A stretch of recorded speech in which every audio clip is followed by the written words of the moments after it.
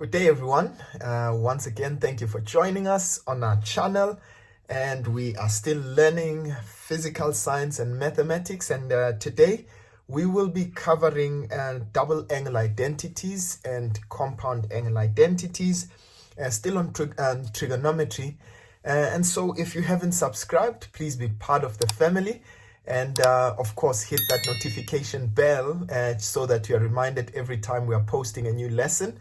And for those of you who need assistance, whether in mathematics or physical science, you're more than welcome to just reach us on email. And our email address is info@mlungisinkosi.co.za. All right, and please don't forget to share with as many people as possible. Tell them about, this plug that you have in physics and maths. All right, now I want us to get right into the lesson. Okay, so first of all, we've already covered square identities, and of course, if you haven't, please just note and look at our previous lesson. In this case, we're looking at now double angle identities. But before we get to that, let's look at compound angles. So in this case, if we have, for argument's sake, the cos of, let's say, alpha plus beta, right? So now we say, well, this actually gives us, and I want you to please note, this will be cos of alpha, cos of beta, minus, now I want you to note for cos, it will always change sign. So this will be sine of alpha, sine of beta. All right, and of course, if we change the sign there, to negative, so meaning that if we've got cos of alpha minus beta, of course it will remain the same. Okay, so that will be cos alpha cos beta. The difference is now it will be a plus there. Just remember, for cos it always changes sign, and so we'll have sine of alpha and sine of beta. Right, just for sine, in this case, if we've got sine of alpha plus beta, okay, this we will have, in this particular case, we'll have sine of alpha cos of beta. Okay, now note for sine, the sign remains the same, and we will have plus the cos of alpha sine of beta. Notice that almost looks similar, but in this case, what we've done is just to change the angles. Okay, and of course, if we've got a minus there, okay, let me just write it in another color. So if we've got a minus there, that also changes to a minus. All right, now we're going to look at double angle identities quickly. Okay, and just have a few talks about it. So double angle identities, of course, it stems from what we have here, from compound angles, right? But in this case, when we've got, say, for argument's sake, the sine of 2 alpha, okay, so in a sense, this will be sine of alpha plus alpha.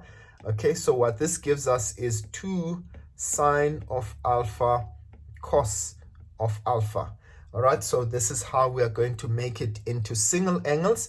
Okay, right, and of course, if we've got cos 2 alpha, this gives us cos squared of alpha minus sine squared of alpha. Now, of course, it is very important for you to know these. By the way, you can even use your square identities here.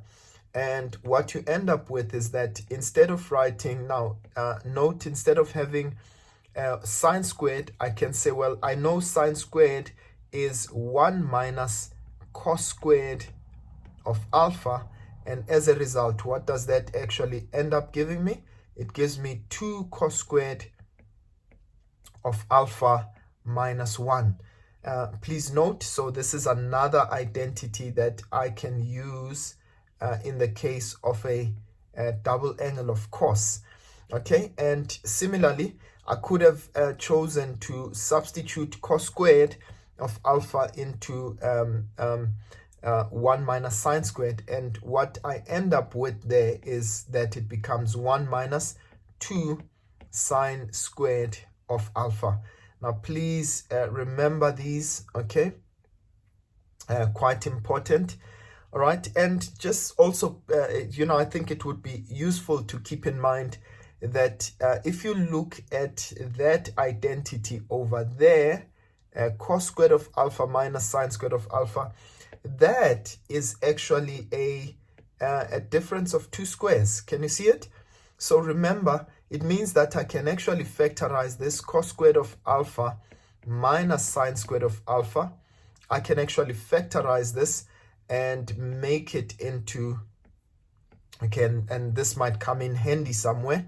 This would be cos of alpha plus sine alpha, and that would be cos of alpha minus sine of alpha. Now please remember, this is how we always factorize the difference of two squares. Okay, it is something just worth noting, and all the rules that we have maintained thus far still remain in a sense, but in this case just keep in mind, in fact we do have the 10 of a double angle. However, quite frankly, I don't advise that you use it. Okay, look, it's really up to you. What it says is the 10 of 2 alpha is equal to 210 of alpha all over 1 minus 10 squared of alpha. Yeah, I think this is it. Okay, yeah, let me just verify there. Yeah, I think this is it. However, personally, I always prefer that when you've got 10 of 2 alpha, you rather convert it into sine 2 alpha over cos of 2 alpha and just use those identities that we've actually outlined at the top there. So in this case, what I would like for us to do is just look at some examples. Of course, everything is as it were in our previous lesson. All the rules that we've stipulated, we still are going to make sure that when we're proving identities, we always check left-hand side, right-hand side separately. We always look out for fractions. We always look for, we try to simplify as much as we possibly can. We convert everything into sine and cos, and so on and so forth. So now what I want us to do is to look at an example. All right, so let's have a look at our very first example. So they want us to prove the following identity. Right, so we've got 1 plus sine of 2x all over cos of 2x. And of course, we need to prove that left-hand side is equal to right-hand side. So what I'm going to do is I'm going to separate, and please just make sure that you always work with the left-hand side and the right-hand side separately. I think we said that in our previous video. And then secondly, what you always need to make sure of is that, we try to, convert every double angle identity into single angles, and then we just make sure that we resolve all the fractions. Now let's do that. I see I've got sine of 2x there, and I've got cos of 2x. Now, for cos of 2x, you must always be careful because we've got those 3 options. All right, so what I normally do is I try to wait it out until I know exactly which one to go for. Otherwise, you end up running in circles. Okay, so what you do is, let's say, so we know that 1 plus sine 2x, we know this is 2 sine x cos x, divided by cos of 2x. Now, how will I know what to convert it to? I'll always look at the right-hand side. Now, if I look at the right-hand side, look at what I have there. So I've got cos of x plus sine x, divided by cos of x minus sine of x. Now, if you remember, I did say cos of 2x has got those 3 options. But when I look at this one, it looks like it's one of those where I will have to get, the difference of those two squares, the cos squared of x minus sine squared of x, and probably might have to factorize it. Okay, so I'll leave that as is, the numerator, 1 plus 2 sine of x cos of x, and I'll say divided by cos squared of x plus minus sine squared of x.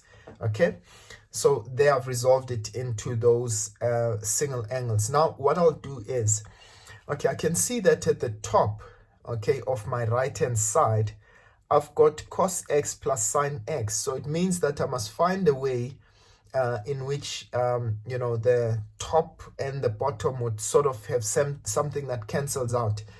Now remember, I said to you, you can express 1 as cos squared of x plus sine squared of x, remember, right? So sometimes we'd need to do that, okay?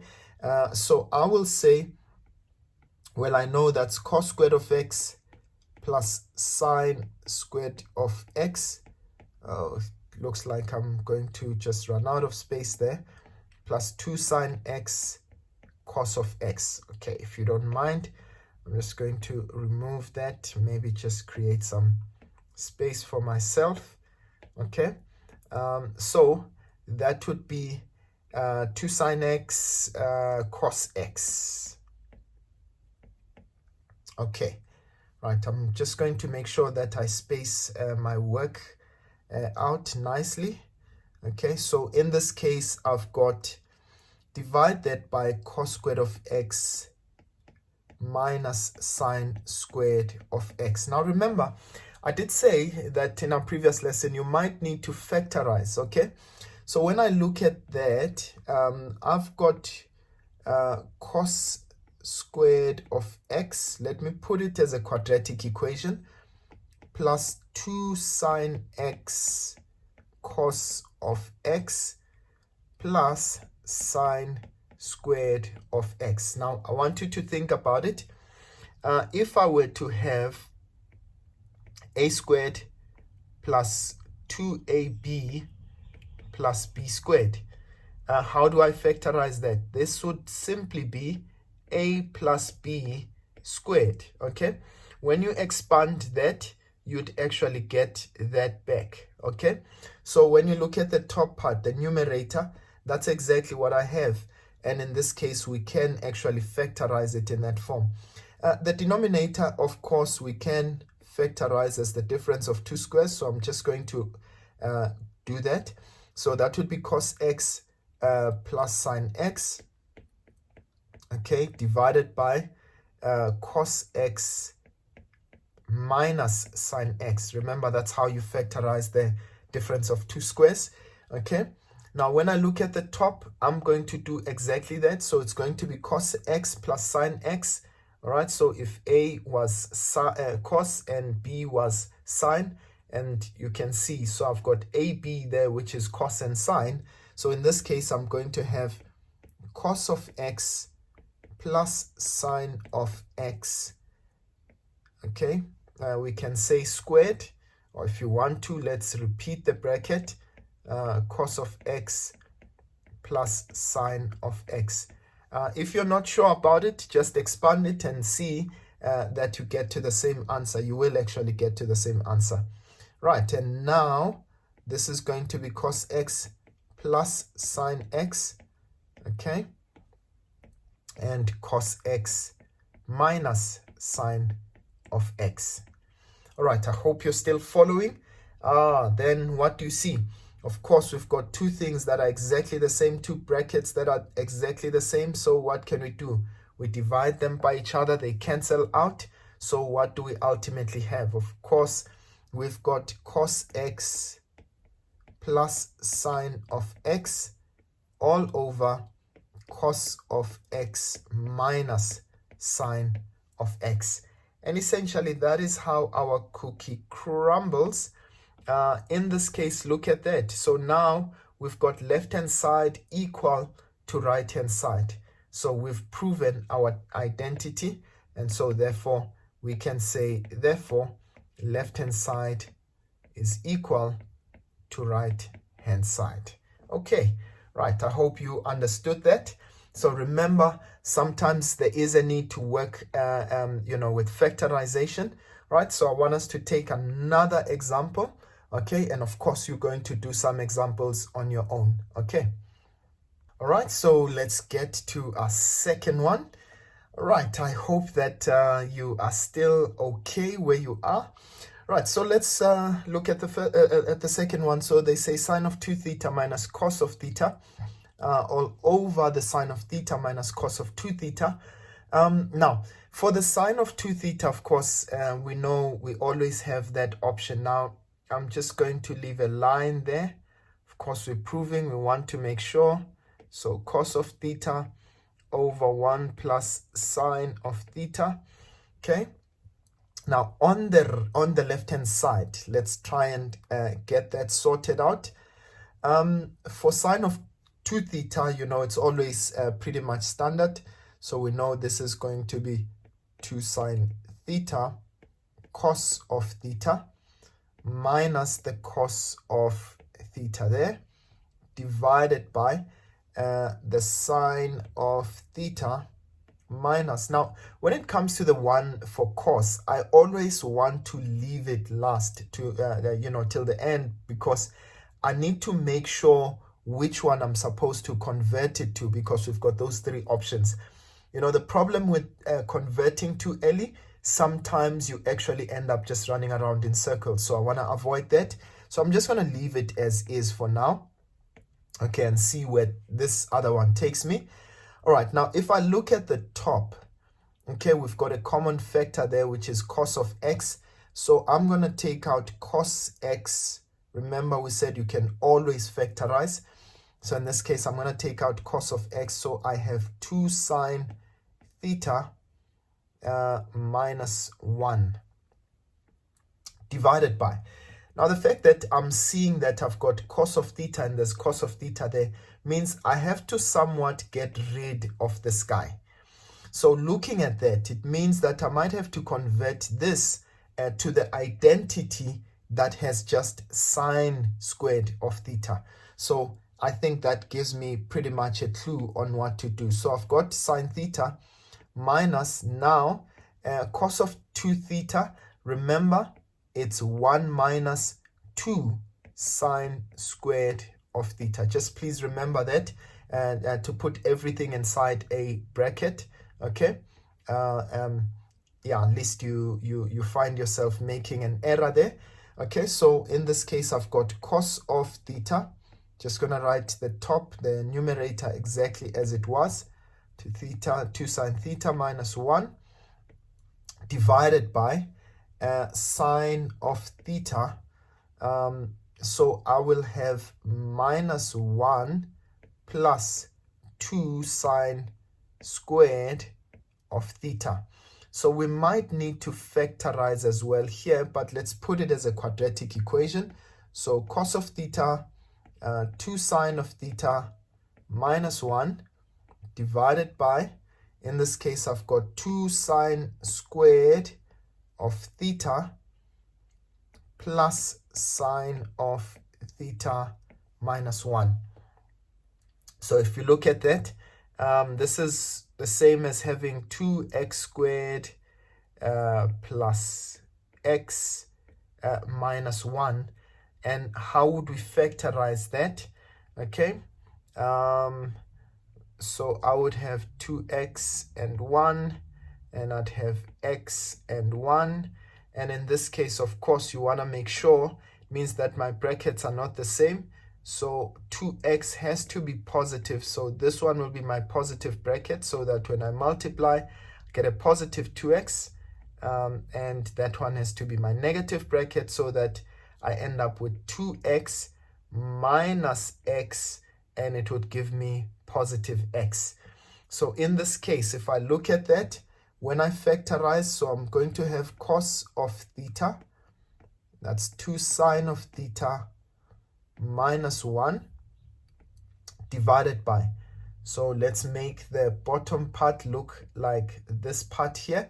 So this is going to be 2 open brackets 2 sine of theta, okay, minus 1 all over, or rather multiplied by sine of theta plus 1. Okay, so that is the factorization part, and look at what we have now. We've got this one being the same as that one, so they can cancel out. So in effect, what we have at the end, we've got cos of theta divided by sine of theta plus 1. And isn't that what we were meant to prove?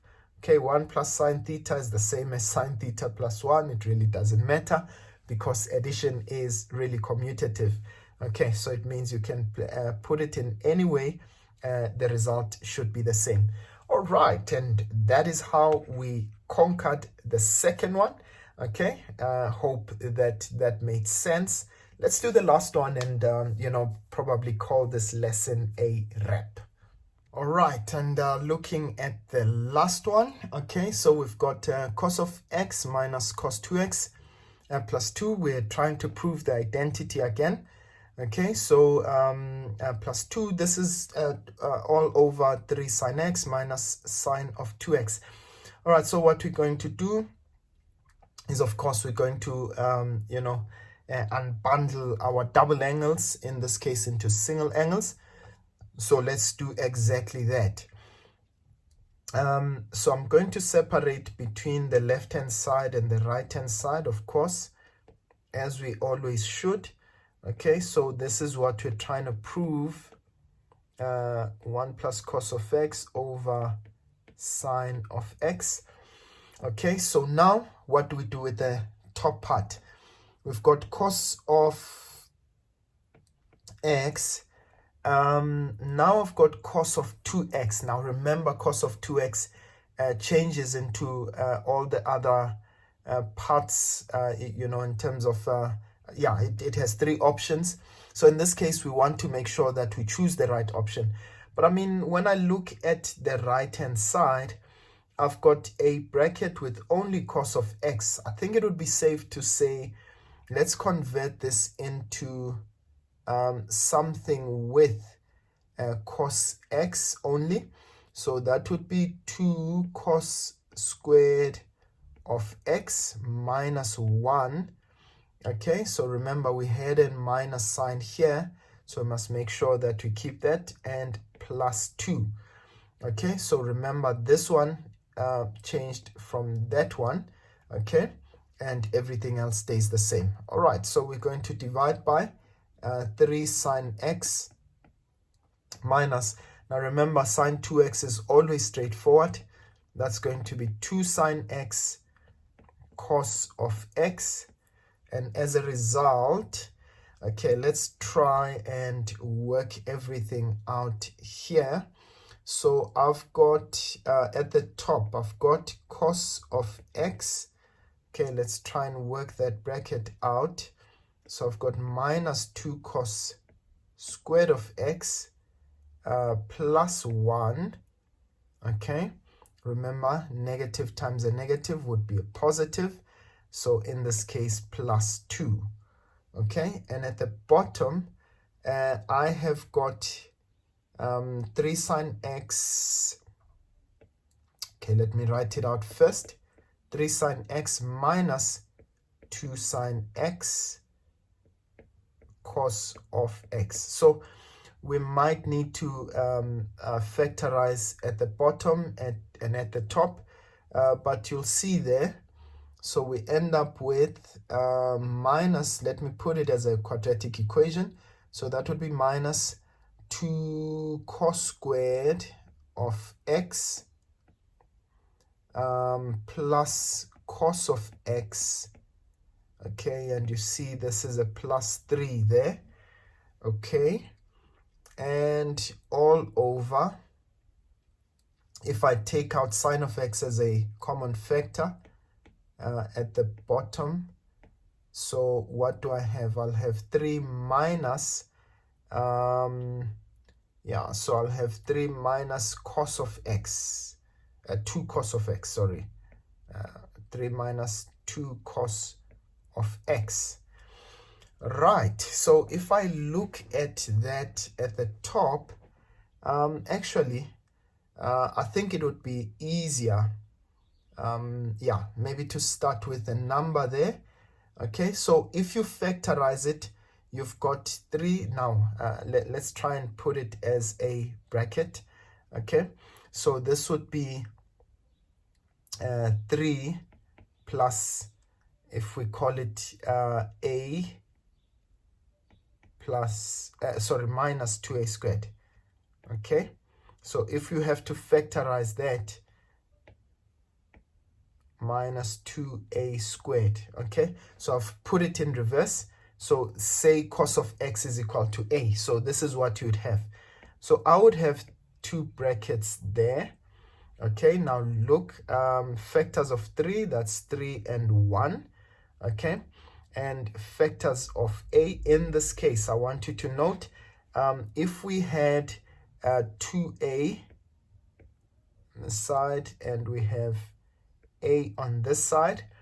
Okay, so let's see. So to get that to be, so that would be 2a, that would be 3a. 3a has to be positive, so that has to be positive and negative. So this is me trying to express what is at the top. So we can rewrite it as 3 plus cos of x minus 2 cos squared of x. So really, I think it calls for us to, just know how to factorize. And I did say that I'm going to dedicate a full lesson to just factorization. I know that some of you might be saying, yeah, but that's pretty standard, and but it's always good to learn how to factorize so that when you get here, it doesn't show you flames.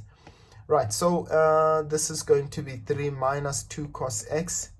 Okay, now the top part, if I were to put it in this way, so now that will be 3 minus 2 cos x.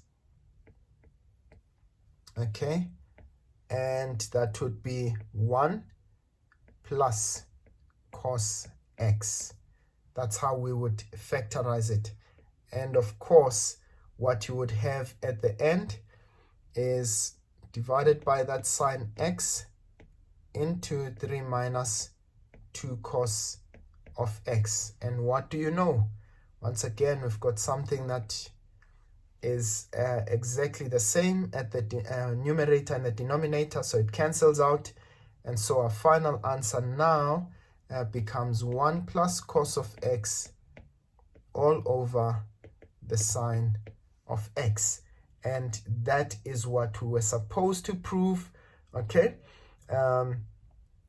yeah, and it means left hand side, therefore left hand side is equal to right hand side. Now, before I call it a wrap, okay, I'd like for you to do one on your own. So this will involve just a little bit of maneuvering here and there. So let me give you 1 plus 10 of x all over 1 minus 10 of x.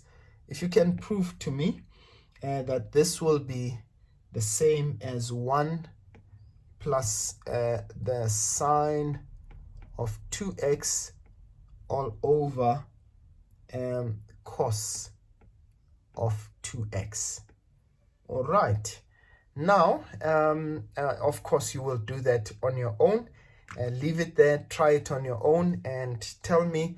Just put a thumbs up if you get it. And also just on the comment section, just let me know if you got that correct or where you struggled. And then probably we'll look at it, in another series if maybe most of you struggled. All right. And I call it a wrap there. Okay, so please, if you haven't subscribed, hopefully this lesson was enough to convince you that, of course, we're still going to be your plug when it comes to mathematics and physical science. Okay, and obviously, please try to share to as many people as possible. Remember, we are going on a road to 50,000 subscribers, and I know that you guys can pull it off. Okay, please don't forget to subscribe, like, share, thumbs up. Just make sure that you are part of this journey. And thank you so much once again, and I'll see you next time. Sharp, sharp.